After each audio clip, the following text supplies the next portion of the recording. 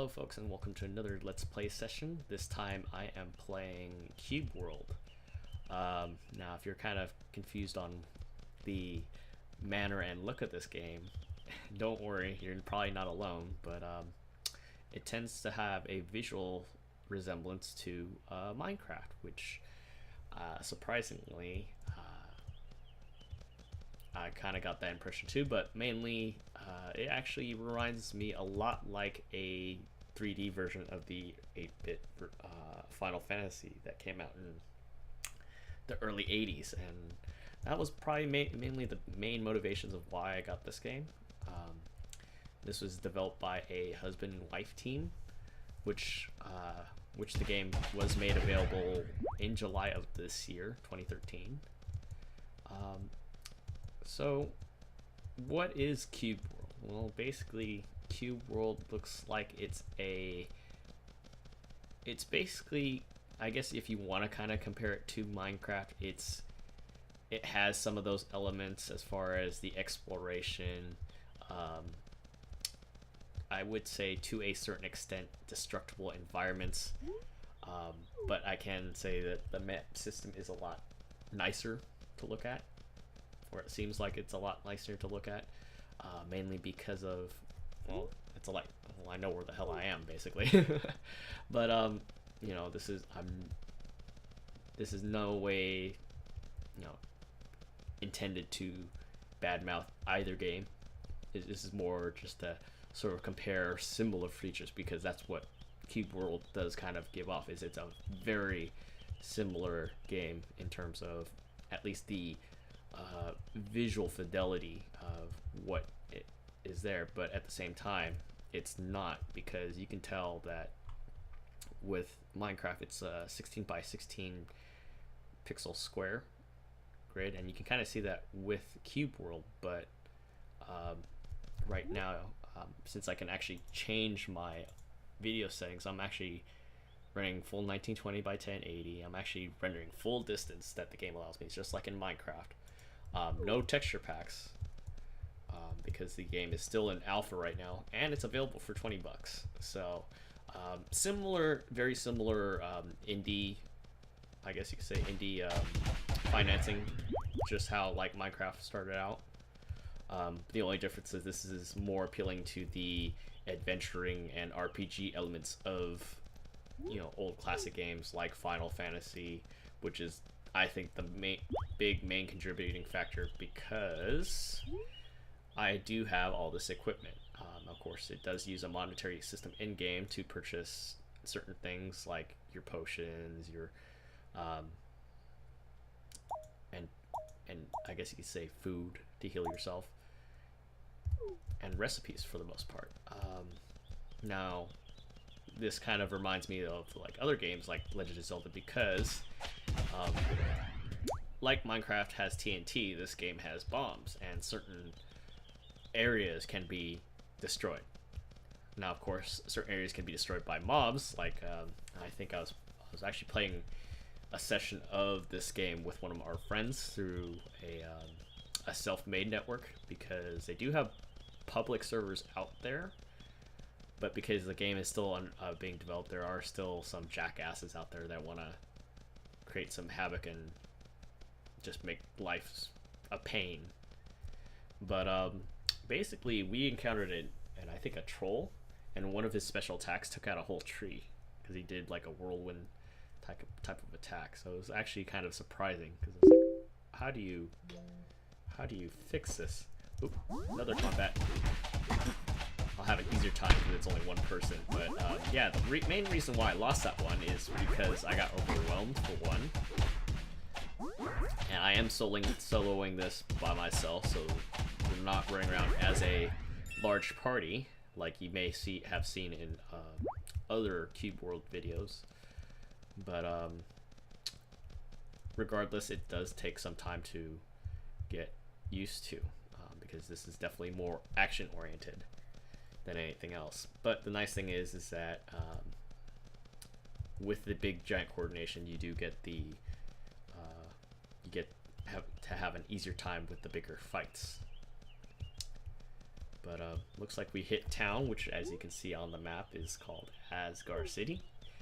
There are NPCs around, which are indicated by not only a blue name like the pet that's following me, but you do see a blue health bar as well. That basically signifies a friendly. Now there are neutral mobs that have blue names but a different color health bar, and basically you can attack them, but I think depending on the color of the name defines the difficulty if the health bar is different. Because I think, yeah, see, this is an NPC, he's human, but I think he's tough. Now they do have some things to say, some are witty, but there's not a lot of dialogue because the game is still in its alpha stage. Now if I zoom in closer to the town, as you can see, there are different districts, there are places to sell all your goods and I guess you could say vendor trash, but because the game is still in its early stages right now, that may change at a later date. But what I can say is, without any type of modification or anything of that sort, the game is very, very fluid. Right now I'm holding it about anywhere from about 30 to about 40 frames. So, and the other thing is that there's an NPC that can tell you, they usually will talk to you and mark a certain location of a dungeon, mostly dungeons and upcoming battles and whatnot. So it's not necessarily a big grind, but yeah, so far the only things that currently are available to interact with are some of the shops, most of the beds. I was thinking in Minecraft terms, I thought we would cycle through daylight as far as the day and night cycle, which is not the case. You can actually talk to the innkeepers, which will have the little inn sign post up, and that'll cycle through the day, which is kind of cool. But playing this at night is probably a bit worse than Minecraft, mainly because it does really get pitch black, and running around in a dark cave, let's see, with just a lantern, your field of vision gets pretty low. So it is kind of great that they did this much with only 2 people, and you know, in a sense made it like a classic role-playing game. I wouldn't say this is a JRPG, but not that I have the authority to, but it definitely has its challenges, because you can still be owned in this game by the computer, by the mobs, if you even if you use like a character editor and raise all your levels up and stats and whatnot. But very much like Minecraft, a lot of things do regenerate, like for example these pumpkins right here, which I can craft into food, or like some of the nodes, like the iron ore nodes that I can use for crafting and so forth. But one thing that I do like about this game that, you know, normal mobs wouldn't necessarily have,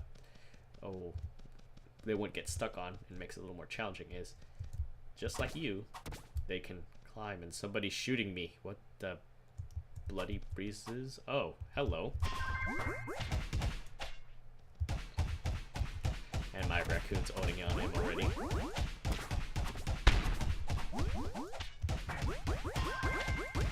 Yeah, so this guy's hostile, so he's got red health.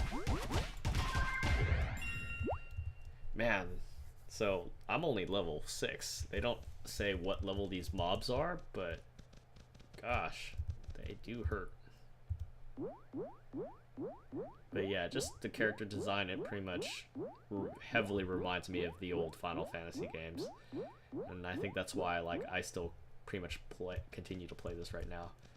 I actually honestly was going to just play this for a couple of days and then leave it at that, but I had just finished Phase 3 for Final Fantasy until they go into open beta, so this was just more of a time killer. But I don't know, this game is pretty cool because you actually have different things you can create. They'll tell you what type of materials you have, and you just hold down the crafting button, so you don't have to keep clicking, which is pretty nice. Also, just like Minecraft, since we're in that sort of comparison, they do have different biomes: snow, oceans, lakes, that sort of thing.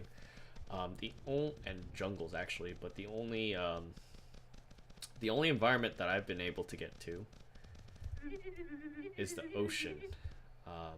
Now, I'm not sure what that looks exactly like, and that might be from prolonged playing, because zooming out, that's a big area, and just by this alone, this is the anything that's highlighted, that's as far as I've traveled so far in the time that I just recorded for you guys just now.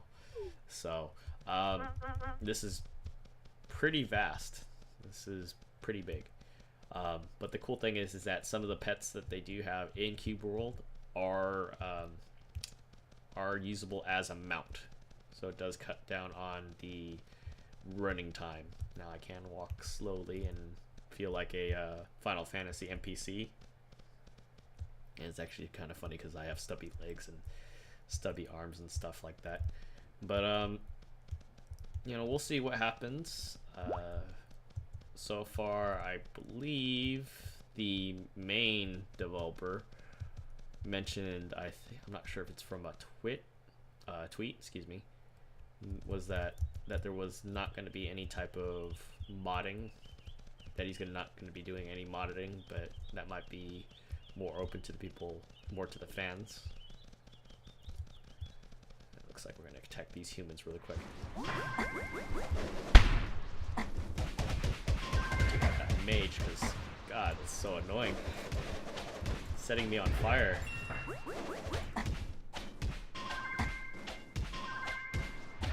Oh, there's 2 mages, and I died. No. So just by seeing that, you know, I got 3 out of 4. It's not bad, but God, I got owned. And the cool thing so far that I've noticed, with dying at least, is that it doesn't seem like there's any type of experience penalties. In addition to, I don't have to worry about what is it?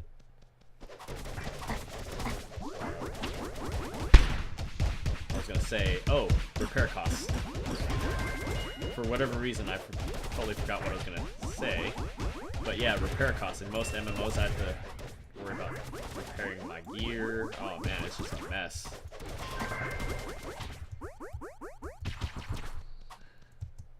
Gonna hide behind this tree. Heal up.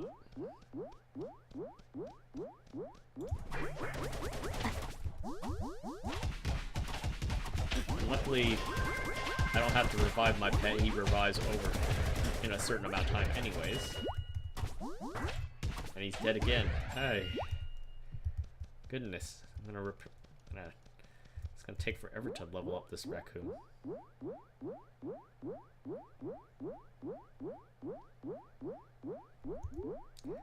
So, unfortunately, you only get 1 usable slot for certain items. The rest of the slots, as you see on the bottom toolbar, are for your powers. So I have my 2 attacks through my mouse and my 2 attacks from my class, which is a guardian. Undoubtedly the tanking character of this game.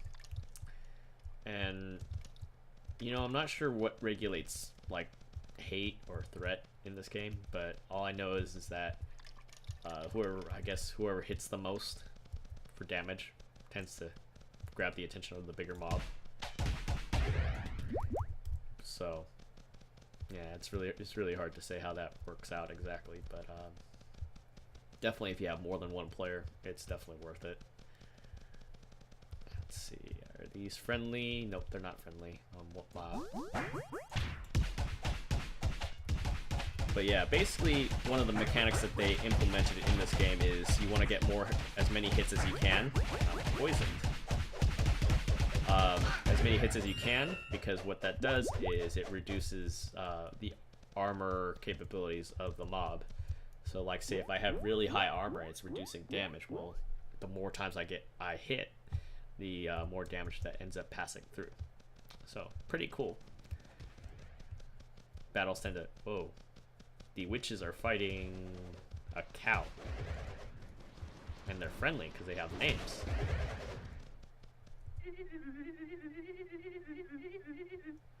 Climbing skill. I don't even know what my climbing skill is.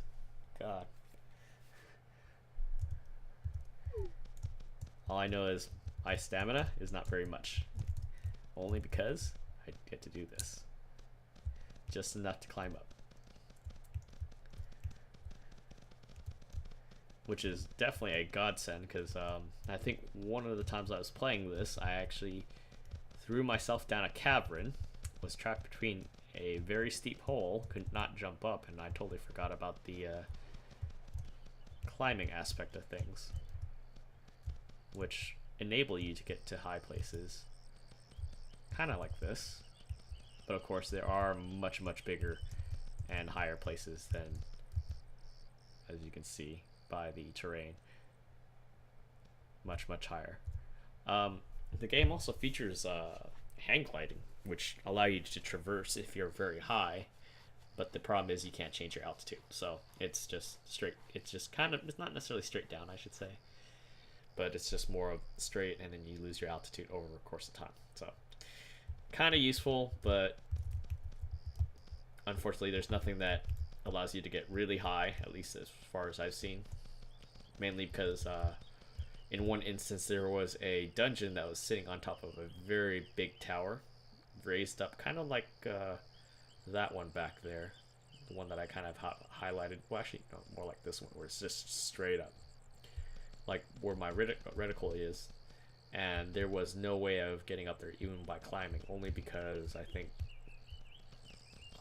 because of my level and the amount of strength that I had. Or whatever dictates the amount of stamina, aside from certain powers or certain things like this one right here. Oops, nope. There we go. Like that. I'm not sure if you can add more points or it goes beyond 5, but I know other powers unlock after 5. But because of that, I don't know how much climbing you can do before you get to the top, and it was actually pretty steep. It was like literally a 90-degree angle.